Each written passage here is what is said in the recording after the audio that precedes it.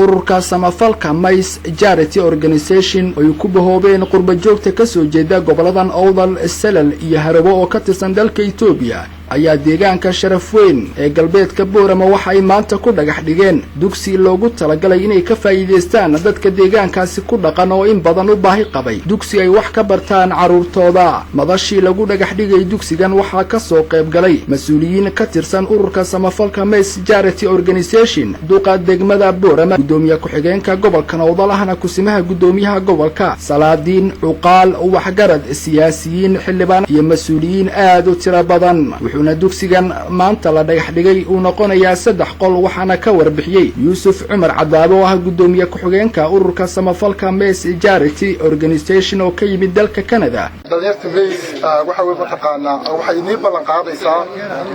waxa la wixii dawladda hoose Boorama ay xaq u leedahay waxa ay inii tiri weydo inay iyagu inii tarayaan inay naga caawinayaan dugsiga sare inay biyaha naga caawinayaan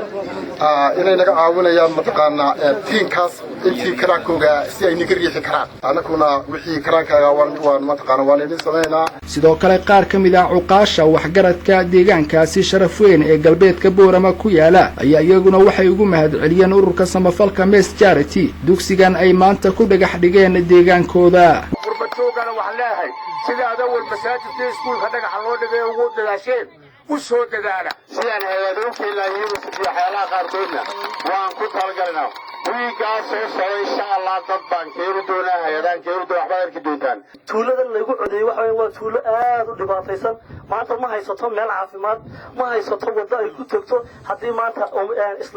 إسلامي أي فارق قبطو ما هيسطو علبيا ومال واحد سومال لنا ويكترسان تاي سومال لنا كمترسان لكن واحد دورنا كالمة دي دولة هيالها ما هطار لك تكسبين حكومة الرسل نور بنا تاريخ إنه كنت قروح بلد ميس مارد عمره يغاجر رقين انتسار كانه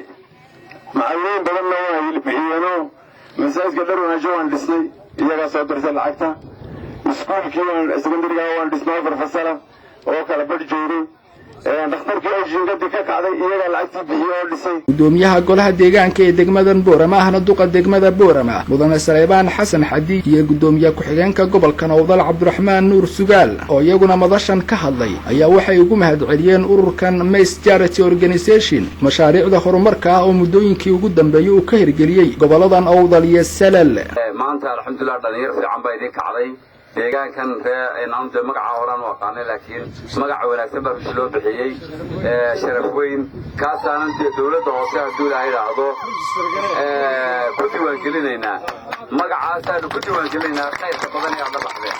Mays groupna waxa leeyahay waana wada tashanno oo fadhiyo maamulka gobolka iyo mayorka iyo Mays